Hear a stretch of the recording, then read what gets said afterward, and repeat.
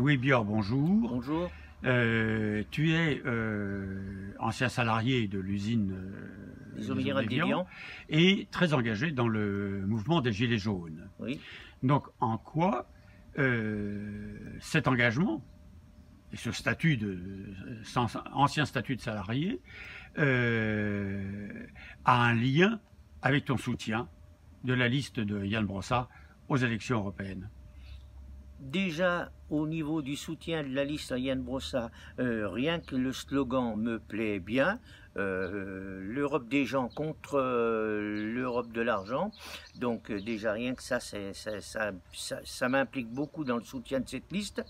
En ce qui concerne l'amalgame avec les gilets jaunes, eh ben, énormément, je dirais pratiquement tous les points des revendications des Gilets jaunes rejoignent la politique défendue par les communistes, à savoir le pouvoir d'achat, le SMIC, les retraites, tout ce qui concerne la vie des gens en général.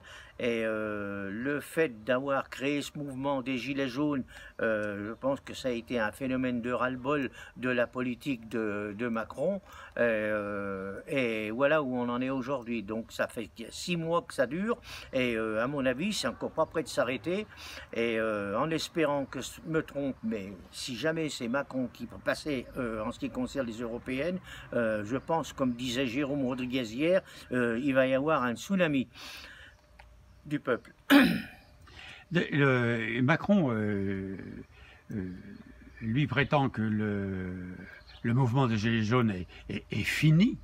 Hein, et de l'autre côté, il laisse entendre qu'il a répondu à toutes les questions, qu'il a débloqué énormément d'argent, et que ce serait pour toutes ces raisons aussi qu'il faudrait plutôt voter pour lui que pour quelqu'un d'autre.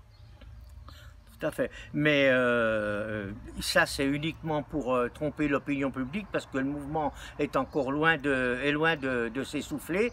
Mais c'est sûr que c'est logique qu'il parle comme ça, parce qu'il se dit avec ça, on va arriver à discréditer les gens aux yeux de l'opinion publique. Mais le mouvement est loin de s'essouffler, même s'il n'a plus l'ampleur effectivement qu'il avait au début. On est encore là, et bien là, et on lâchera rien. Eh bien, je te remercie, et puis on se donne rendez-vous le 26 mai pour aller mettre un bulletin en soutien à Yann Brossat. Bien sûr. Merci beaucoup.